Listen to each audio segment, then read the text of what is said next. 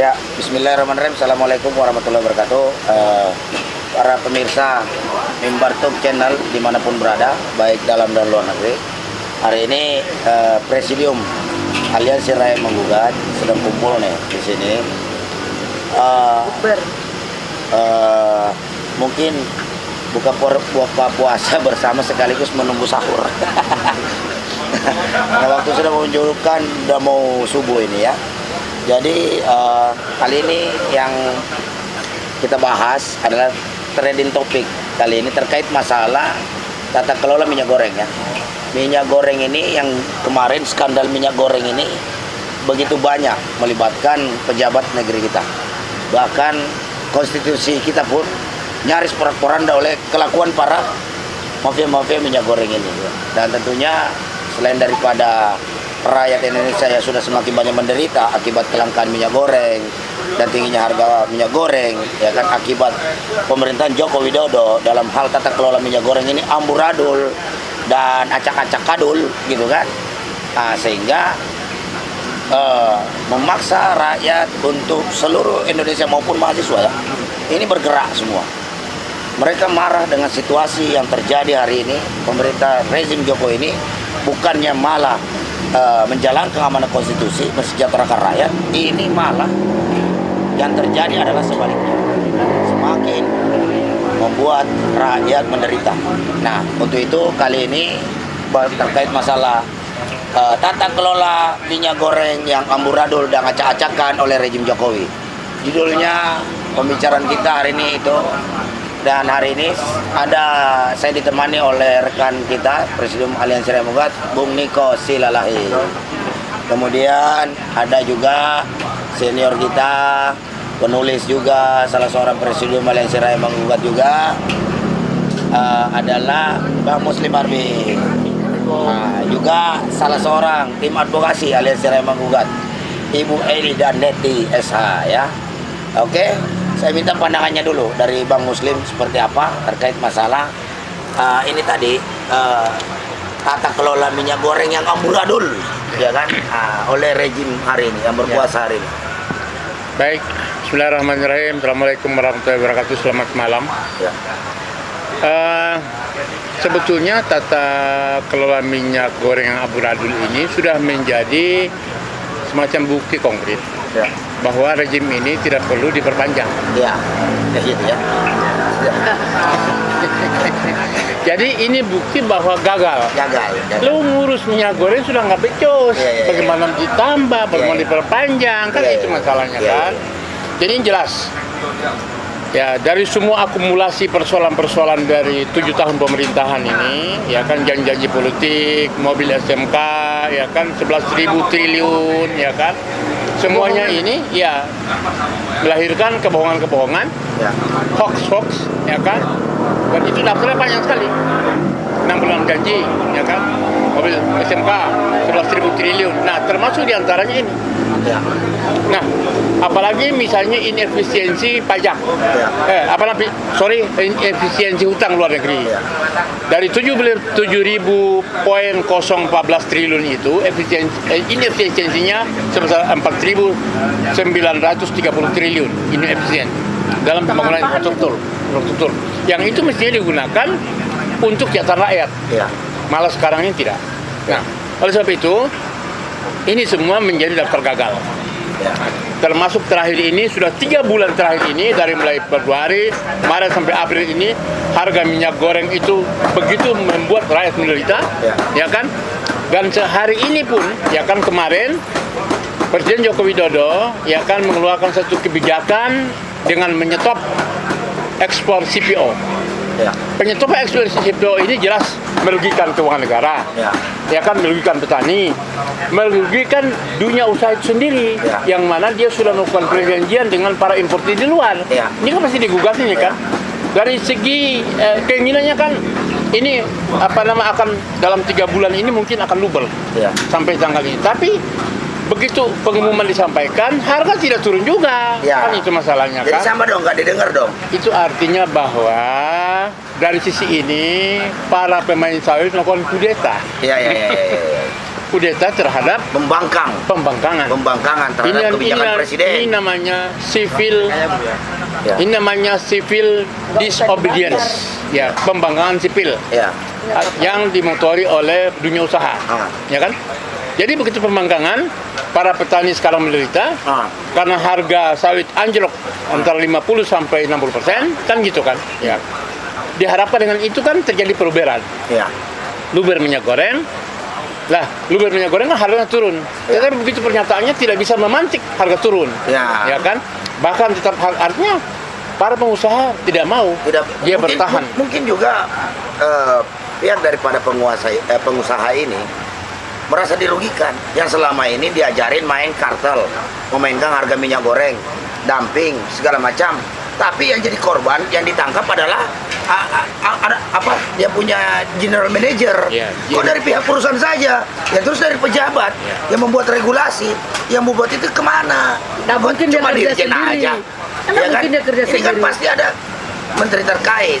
Bahkan patut diduga Presiden Joko Widodo pun tahu akan hal ini, karena aliran dana daripada permainan PT Nabati Wilmar ini ternyata ada juga lari ke Solo. Itu masalahnya. Ya, nah itulah barangkali karena begini kan. Oh ya? Dari Iya. sisi itu kan kita justru juga bisa menangkap bahwa korelasi antara PT Wilmar Nabati Indonesia yang menjadi sponsor ya kan terhadap Persis Solo itu kan anak presiden. Ya kan? Kaisang anak presiden. Lalu kemudian sekarang ini terkait dengan kedekatan antara Wilmar dengan dengan Toba Group misalnya kan gitu. Yang itu adalah perusahaan Luhut ya, bisa kan? Panjaitan. Nah, jadi kedekatan ini kan mestinya dilihat dong. Itu jelas benang merahnya tuh. Antara Toba, Wilmar dengan Persis Solo. Ini jelas. Nah, jadi kalau sekarang ini komisarisnya itu yang kemarin sudah ditangkap, ya kan ditambah dengan dirjen itu, kan mestinya ini harus disasar semua. Luhut juga dipanggil. Kaisang juga dipanggil. Karena apa? Kalau memang tidak ada apa-apa, kenapa Kaisang nyetop? Sebagai direktur Persis Solo, itu menyetop kerjasama dengan Wilmar. Karena sudah ketahuan tuh. Dan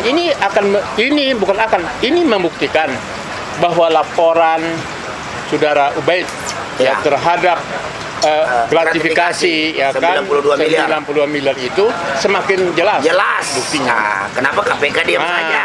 KPK diam saja. Ya kan?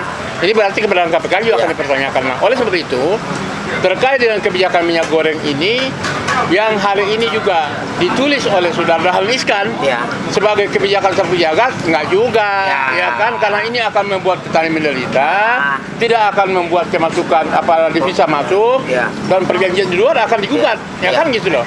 Dan hari ini diharapkan dengan kebijakan ini kan harga turun, tetapi melawan harga tidak turun. Nah, sebetulnya pada saat penetapan head ya kan 14.000 itu kan kebijakan Menteri Perdagangan. Itu udah tepat sebenarnya. Kebijakan head barang tidak ada. Begitu head dicabut barang meluber. Ini nggak mungkin Jokowi nggak tahu. Sebagai presiden Jokowi pasti tahu dong. Nah, tapi kenapa dia tidak memerintahkan Kapolri? Padahal polisi itu di bawah dia untuk nangkap itu, ya kan di Medan. Mesti nangkap dong. Dibiarkan. Dan bahkan waktu itu ARM berdialog dengan pejabat Kementerian Perdagangan, juga mereka tidak bisa memberikan jawaban. Ya kan? Karena sudah jelas ketika head ditetapkan harga 14.000 barang tidak ada. Kemudian head dicabut barang meluber harga naik. Itu sudah jelas tuh. Nah, tapi tidak bisa bertindak. Itu salah satu kegagalan pemerintahan Jokowi.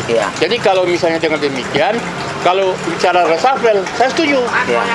Bukan menterinya yang reshuffle, bukan kabinetnya yang reshuffle, tapi presidennya harus reshuffle oleh rakyat yang sudah muak, demo di mana-mana, mahasiswa berteriak, ya kan berbagai daerah bergejolak, kan itu masalahnya kan atas persoalan harga-harga yang mencekik di tengah-tengah pandemi yang masih melandai-landai ini, ya kan ekonomi tidak ini, buruh gajinya juga ternyata cerit-cerit naiknya kan gitu, harga barang tinggi, inflasi tinggi kan itu masalahnya kan. Telur juga naik. Mau pulang kampung mikir.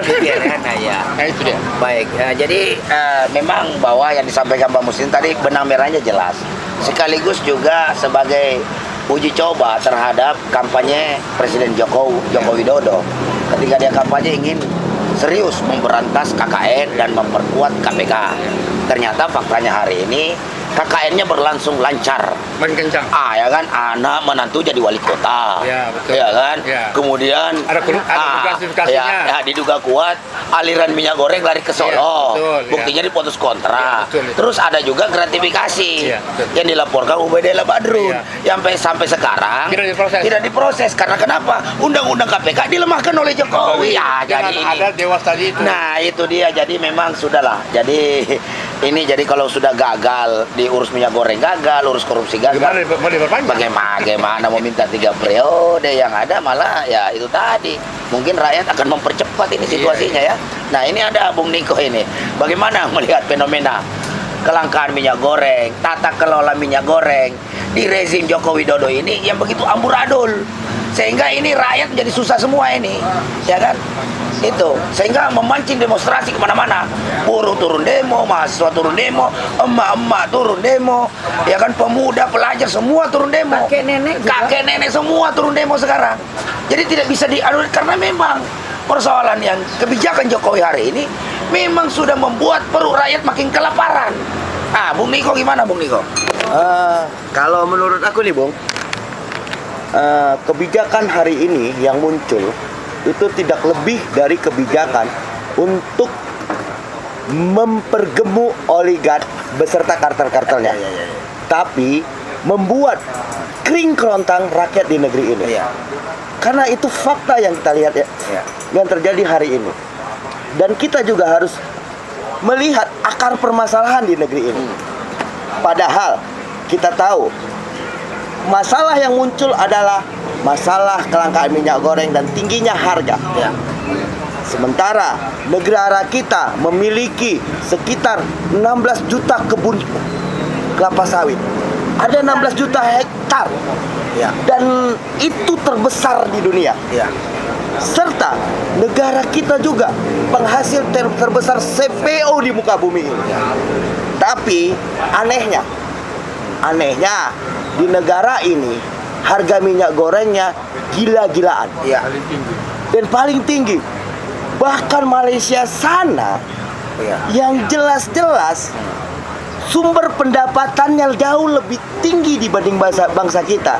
Per kilonya cuma 8.000. 1 kilo itu setara dengan, kalau nggak salah aku, 1,1 liter.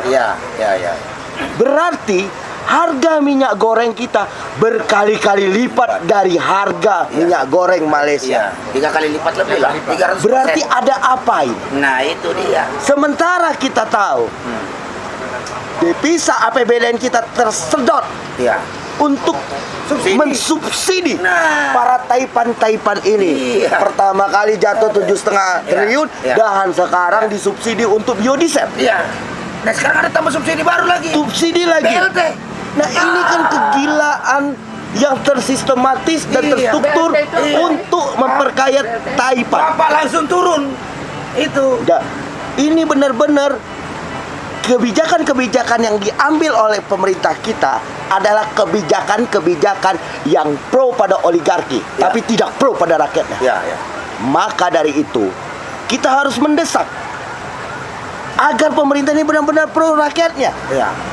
Karena sampai hari ini, setelah minyak goreng mereka dia gagal, malah BBM bakal dinaikkan. Pertamax sudah dinaikkan, gas, listrik, pulsa juga, dan lain-lainnya, bahkan PPN. Kurang ajar memang ini kan jelas-jelas kebijakan yang benar-benar merampok rakyat itu sendiri, memiskinkan rakyat itu sendiri. Sementara di sisi lain, upah buruh, upah PNS, upah tarif ojol, upah TNI Polri tidak naik signifikan, tapi harga-harga kebutuhan pokok naik sangat drastis. Ini kan jelas-jelas program-program hari ini adalah program-program untuk memiskinkan seluruh rakyat Indonesia dan memperkaya komunitas 1%. Makanya selaku akal yang sehat, mulailah kita kembali mengorganisir dan turun ke jalan-jalan untuk menjorakan perlawanan. Kita sudahilah ocehan-ocehan. yang katanya harus ada reshuffle kabinet, harus ada pergantian nih, sudah hilang ocehan itu karena nggak guna di reshuffle. Yang perlu di reshuffle sebenarnya adalah reshuffle presiden. Ini yang harus didorong. Bagaimana rakyat melakukan reshuffle presiden Dan wakil presiden. dan wakil presiden Karena wakil sekaligus. presidennya diam aja. Nah, itu yang harus kita dorong. Karena akar dari masalah di negeri ini hanya ada solusinya ketika kita memiliki presiden, pemimpin yang benar-benar cerdas dan smart, pemimpin yang benar-benar punya hati nurani, pemimpin yang benar-benar mengerti penderitaan rakyat. Itu yang dibutuhkan bangsa ini, bukan pemimpin yang cuma modal foto pencitraan bla bla bla, bukan cuma pemimpin yang tahu gunting pita. Kalau cuma butuh gunting pita dan pencitraan, bagus anak TK kita jadikan presiden. Karena anak TK jago untuk melakukan itu gitu. Ini yang harus. Berarti benar juga itu kata Gus Dur. Kalau anggota DPR itu anak TK katanya dulu. Kayaknya ingat kan? Iya kan? Benar juga itu kata Gus Dur. Makanya kalau cuma kita punya presiden tahunya pencitraan, tahunya gunting pita, tahunya ala, lebih bagus anak TK aja kita jadikan presiden, jauh lebih baik. Iya. Karena apa? Kalau anak TK masih punya ketulusan hati memimpin. Iya. Dan kita lihat pemimpin hari ini, kita nggak tahu ada ketulusan atau enggak di dalamnya.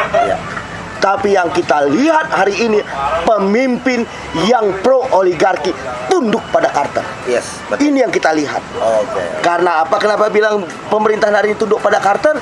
Terbukti dengan pada saat dibuatnya HED. Pada saat 14.000, HED 14.000, ini minyak goreng menghilang dari pasaran. Iya. Di mana-mana antri. Dan banyak antri sampai ada yang mati. Sampai ada yang mati di Kalimantan itu mati. Nah. Luar biasa kan? Tapi ketika HED dicabut, Iya. diberikan kepada pasar, Iya. muncul nih minyak Iya, goreng dari iya, mana? iya. Kan jelas di sini ada penimbunan. Iya. Dan fakta yang terjadi, penimbunan 1 juta ton di Sumatera Utara dibongkar. Ya. Tapi sampai detik ini belum diproses. siapa tersangkanya? Ya. Apakah di penjara atau tidak? Nah. Ini yang tidak ada. Iya. Makanya kita butuh pemimpin yang benar-benar berani. Iya. Bukan sebatas taunya pencitraan. Itu menurutku, Bu. Iya. Oke. Kalau konsiliasi, Baik. rekonsiliasi.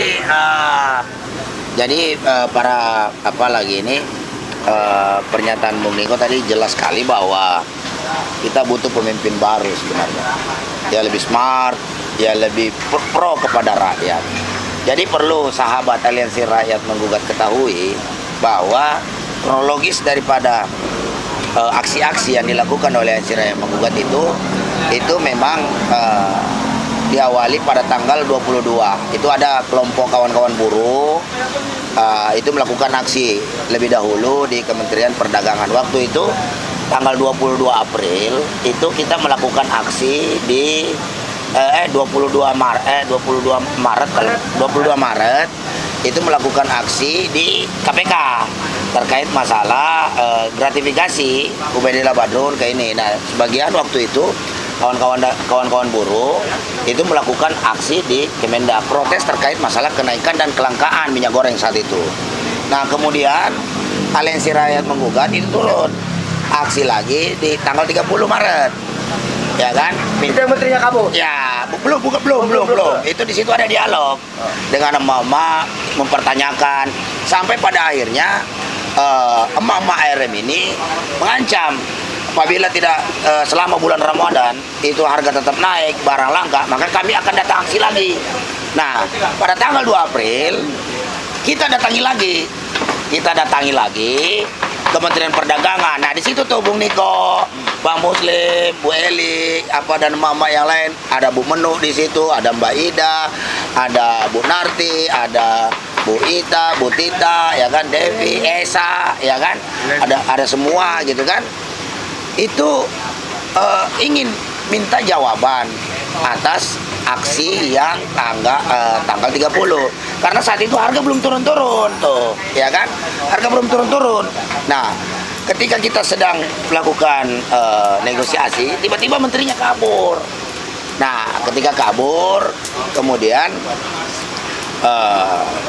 kita dan itu viral, dan kemudian kita lanjutkan lagi aksi tanggal 11 April di Kementerian perdagangan kita sampaikan lagi. Nah di situ kita sekaligus melayangkan surat untuk pencabutan izin 17 perusahaan. Nah, kalau tidak salah Pak Muslim sendiri yang antar ke dalam itu.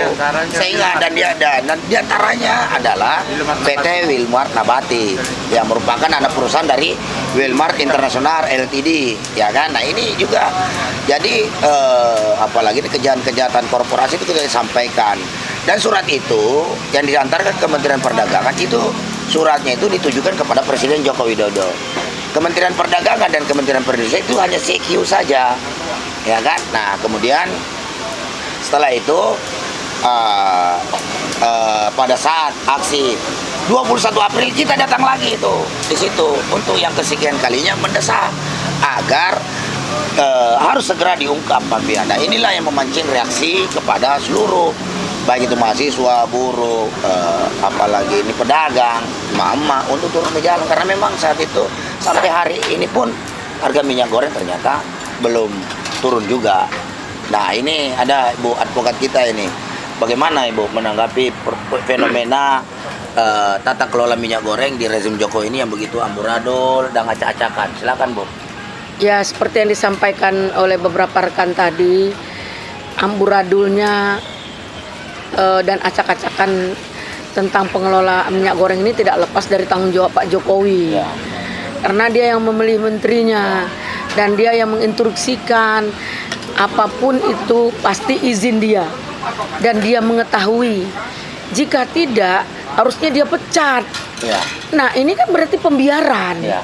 Jadi Pak Jokowi tidak melihat atau tidak melakukan pengawasan terhadap menteri-menterinya.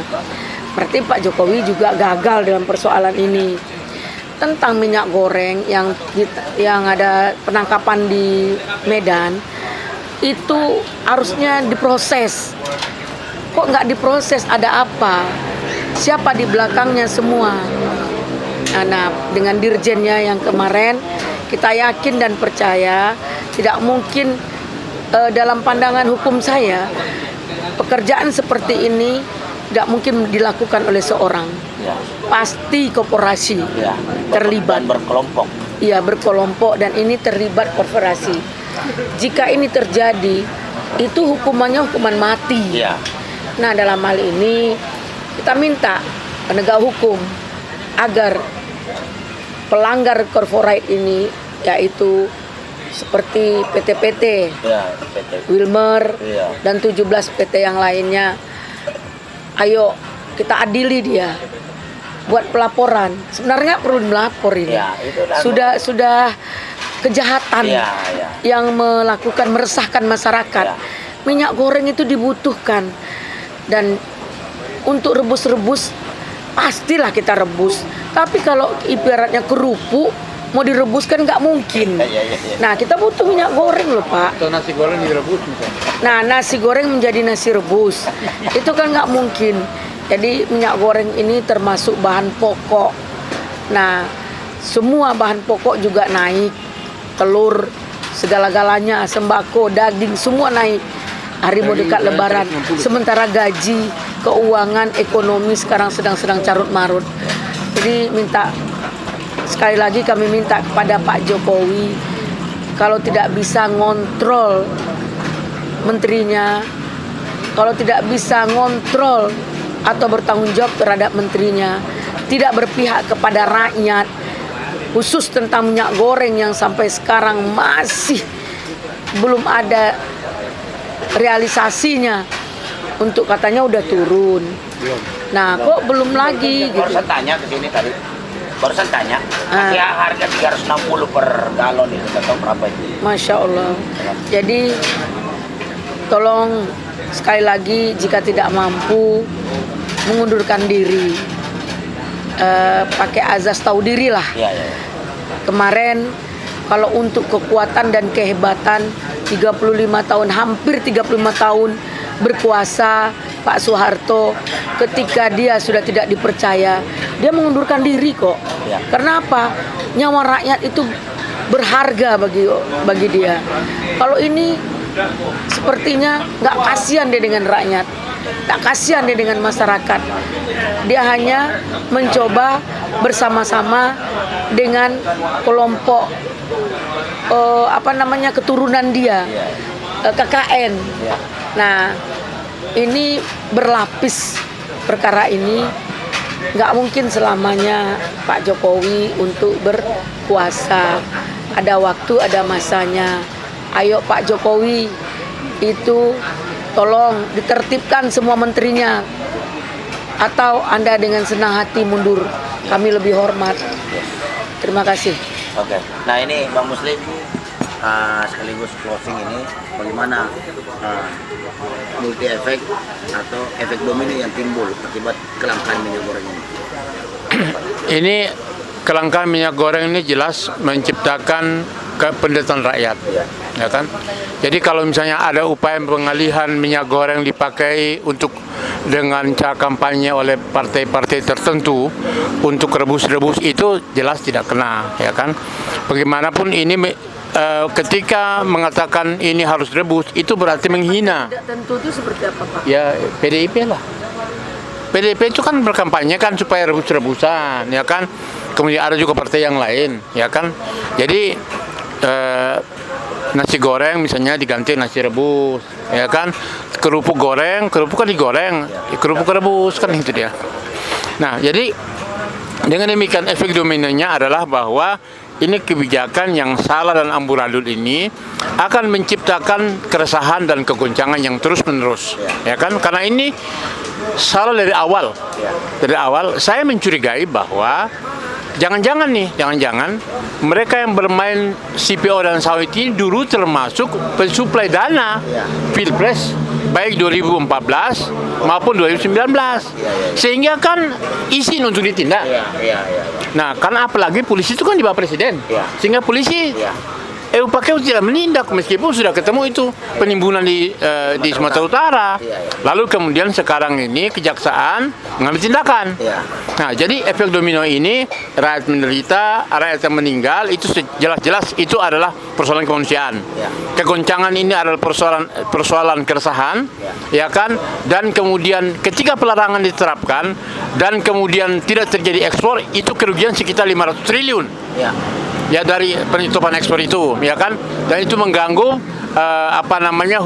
hubungan bisnis antara perusahaan-perusahaan itu dengan pihak mitra di luar, dan bisa terjadi akan terjadi mereka arbitrase misalnya kan, atau mereka menggugat itu, ya. Jadi dan jelas efek domino yang lain adalah bahwa ketika larangan diterapkan dan harga sawit hancur, itu membuat petani menderita, tapi menguntungkan para pemilik pabrik CPO, dia membeli sawit murah.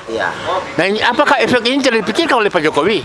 Kan itu masalah kan. Jadi yang kemarin 3 bulan ibu-ibu rumah tangga berteriak ngancam meninggal, kemudian sekarang akibat dari penyetopan ini para petani merugi, juga merugi dunia usaha, dan juga membuat neraca devisa kita menjadi hancur karena penyetopan ekspor ini. Ini jelas. Jadi ini tidak bijak juga, ya kan? Sehingga efek domino ini akan tetap menciptakan kegoncangan, dan saya khawatir nih setelah Lebaran ini rakyat makin marah.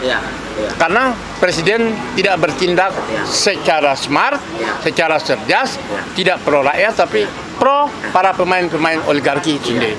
Dan ini berbahaya. Mafia. Tambah marahnya karena mudik juga dicampur aduk dengan aturan-aturan vaksin segala macam. Nah, apalagi mudik ditambah dengan aturan vaksin. Ini kan berbahaya juga. Ini membuat rakyat semakin marah. Itulah. Saya kira jadi bijaklah. Ini kan mau Lebaran. Apalagi sekarang ini saya lihat adalah himbauan, ya kan, Wapres menghimbau makan pisang 2.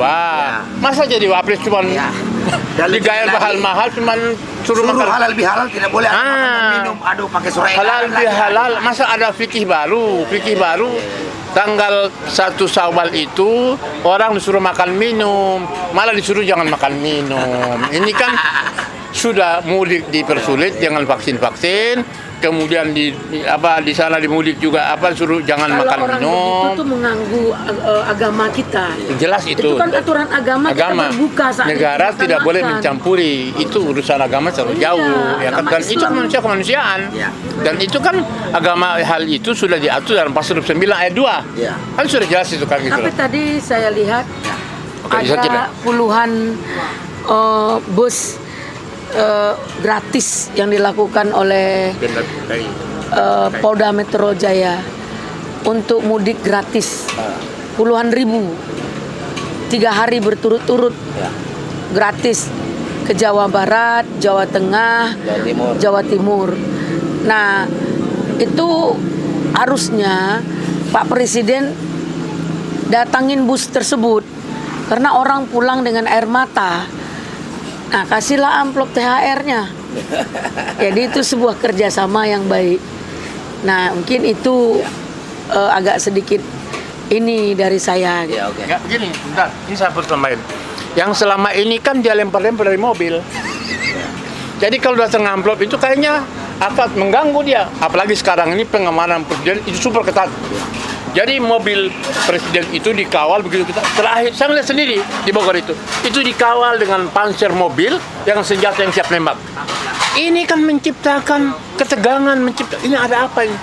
Jadi rasa takut yang luar biasa oleh presiden sehingga dikawal oleh Pak Panser. Saya melihat sendiri itu ketika di Bogor, ketika di depan istana. Ini berbahaya. Iya, betul. Jadi itu memang sesuai dengan firman Allah bahwa bagi pemimpin-pemimpin yang zalim, ya kan, yang tidak amanah dengan rakyat, itu akan dibenamkan rasa takut di dalam dadanya.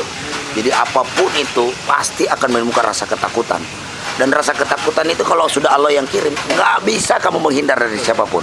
Mau kau bentengi dengan apapun itu istanamu, sekuat apa pasti akan jebol. Karena ini sudah kehendak Allah. Dan mungkin juga kehendak Allah juga itu memberikan dan mencabut kekuasaan yang kita miliki. Itu kewenangan Allah itu. Nah, sekarang Bu Niko, gimana kesimpulannya terkait masalah amburadulnya tata kelola minyak goreng kita ini? Apa yang berdampak sistemik dan memiliki efek domino yang luar biasa ke depan ini jika kondisi hari ini masih terus berlangsung? Seperti apa? Kalau kondisi ini terus berlangsung seperti ini, yang terjadi adalah kemuakan rakyat itu sendiri. Rakyat kalau udah muak, maka rasa takut pun akan hilang.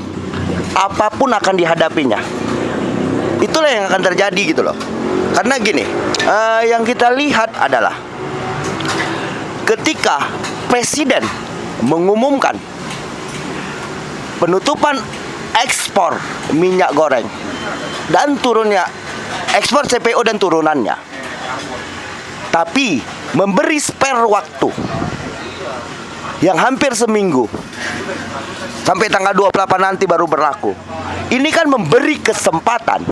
Dengan kata lain, presiden mengatakan kepada para eksportir, segera kosongkan gudang-gudang kalian, segera kosongkan penimbunan kalian, karena ini mau kututup untuk sementara. Nah, dengan begitu para pemain kartel-kartel baik CPO, minyak goreng dan lain-lainnya, maka punya kesempatan waktu untuk mengosongkan gudang-gudangnya. Di sisi lain, para kartel dan para pemain-pemain ini akan menjeblokkan harga TBS, pembelian TBS, tandan buah segar, 50 sampai 75%. Dan yang terjadi hari ini, harga jual di tingkat petani itu tinggal 1.100 sampai 1.500-an. Berarti dengan kata lain, harga petani sudah turun 50% lebih. Ini kan sangat merugikan petani. Sementara di sisi lain, harga pupuk komoditi untuk pertanian itu melonjak sangat drastis naiknya. Ini kan jelas-jelas kebijakan hari ini membuntuh sektor kecil, terutama sektor pertanian yang berskala kecil. Tapi kalau sektor perkebunan yang skala besar, dia nggak ngefek dengan harga ini. Karena mereka punya pabrik-pabrik sendiri. Mereka bisa menimbun sendiri, menyimpan sendiri. Yang kecil-kecil nih, para petani kecil nih akan mati. Apalagi ini mau dekat, mau lebaran. Mereka butuh uang cash untuk menyambut hari besar umat Islam. Mereka butuh uang cash untuk silaturahmi. Tapi nilai jual barang mereka, hasil produksi mereka anjlok dengan drastis. Ini kan kebiadaban namanya. Jadi Bung Niko, tadi kan Bung Niko bilang terbesar sawit sedunia bahkan. Nah, bagaimana caranya tuh? Seharusnya kalau kalau presiden kita benar-benar pro pada rakyat, yang dia lakukan adalah mencabut izin usaha seluruh pemilik HGU, menasionalisasi, mengambil alih HGU gitu menjadi milik bangsa ini. Sama seperti yang sudah dibangun oleh presiden sebelumnya, seperti PTPN hadir. Nah, PTPN itu bisa memproduksi. Tapi yang menjadi pertanyaan, kebutuhan PTPN sebenarnya itu cukup ditambah dengan kebutuhan dengan pertanian rakyat. Seharusnya presiden membuat sebuah gebrakan, yaitu dengan menjadikan Bulog sebagai pembeli hasil-hasil pertanian rakyat, terutama kelapa sawit. Kalau Bulog melakukan itu, negara menjadi penjamin, maka petani kita tidak akan pernah lagi Tapi dimiskinkan. untuk sawit, petani kita hanya 20%. Benar. 80% itu sawit milik negara lain berumpang beladang di sini. Makanya- Kalau anjlok ya biar negara itu yang rugi gitu. Makanya saya bilang tadi, Kak, kayak kakak sekitar 80% katanya dari asing itu pemiliknya, katanya tinggal cabut nih HGU-nya, ambil alih, nasionalisasi. Itu kunci sebenarnya. Jadi biarkan kita mengelola sendiri. Lah, ini pula tanah-tanah kita. Yang beladang orang. Yang beladang orang, giliran kita beladang ditangkapin. Pada saat dia buka ladang, dia sudah dapat keuntungan. Contoh, dia buka hutan, hasil hutan, penebangan kayu itu kemana? Gak ada sama bangsa ini, tapi masuk ke kantong-kantong pribadi. Itu kalau buka hutan. Legal logging. Nah, inilah yang sebenarnya yang harus jeli melihat. Makanya kalau aku nih presiden ini, Kak, Bang, jika aku presiden, hal yang pertama aku lakukan adalah mencabut seluruh HGU, menasionalisasi seluruh pertanian tersebut. Perkebunan yang berskala besar itu ku ambil alih, ku kelola dengan benar. Kalau ini dikelola dengan benar, bukan tidak mungkin kesehatan dan pendidikan gratis untuk seluruh rakyat bisa tercipta di negeri ini. Itu kalau benar-benar pemerintahan yang pro pada rakyat. Beda hal pemerintahan yang pro pada oligarki beserta kartel. Kalau pemerintahan yang pro oligarki ini kayak gini yang akan terjadi hari ini. Rakyat dipersulit, rakyat terus dimiskinkan, tapi kartel senyum-senyum lepas perputaran uang dia. Mungkin dari aku segitu aja, Bang. Baik, Bung Niko. Jadi pemirsa Mimbar Tube dimanapun berada, yang kita bahas ini kan adalah kejahatan-kejahatan yang dilakukan baik itu korporasi dan kebijakan-kebijakan pemerintah yang tidak pro kepada rakyat. Nah, saya mengingatkan di dalam Al-Quran surah Al-An'am ayat 123, Allah sudah mengingatkan kita, dan saya bacakan artinya. Dan demikianlah pada setiap negeri kami menjadikan pembesar-pembesar yang jahat agar melakukan tipu daya di negeri itu, tetapi mereka hanya menipu diri sendiri tanpa menyadarinya.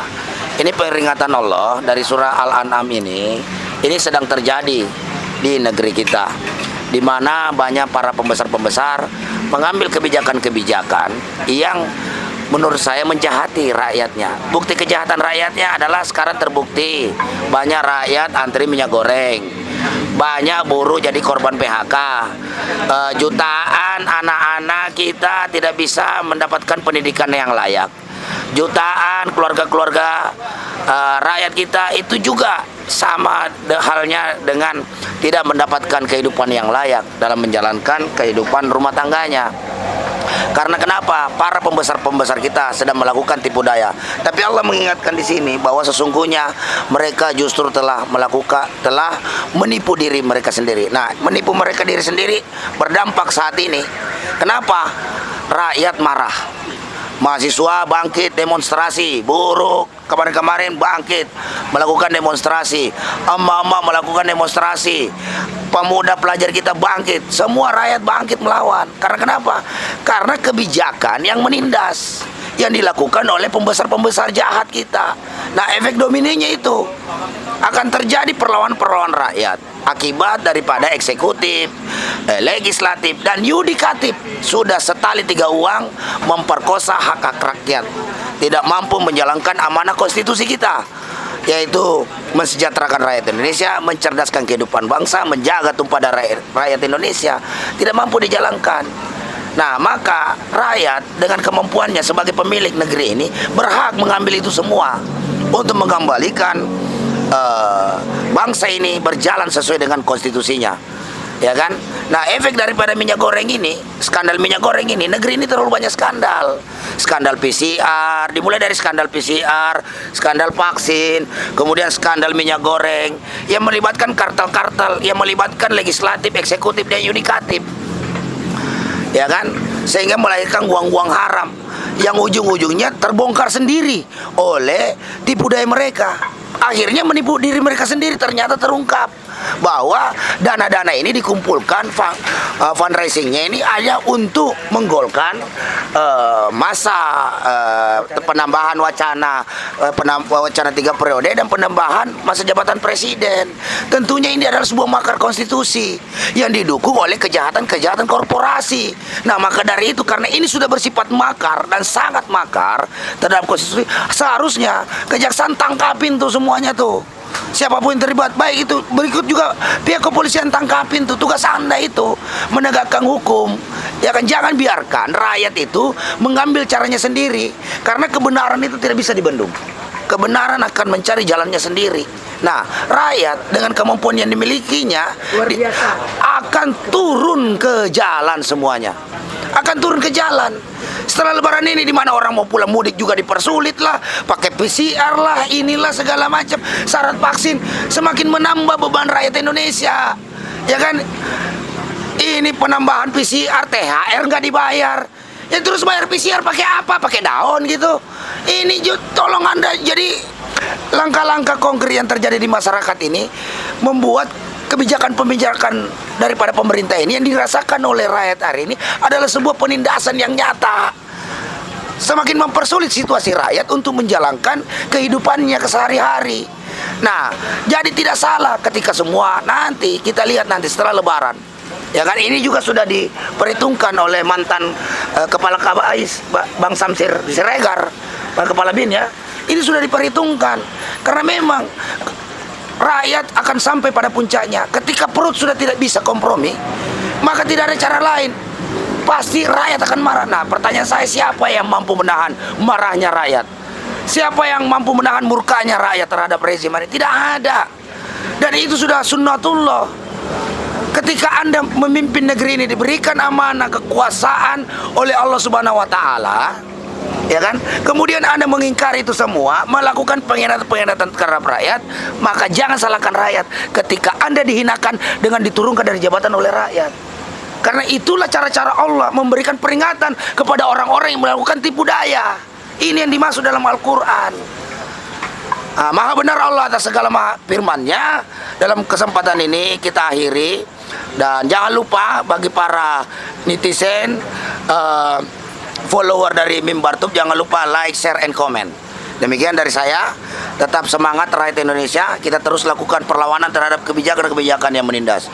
Sesungguhnya hari ini kita tidak perlu lagi dipecah belah, baik perbedaan suku, agama, kelompok, lu mau dari mana-mana.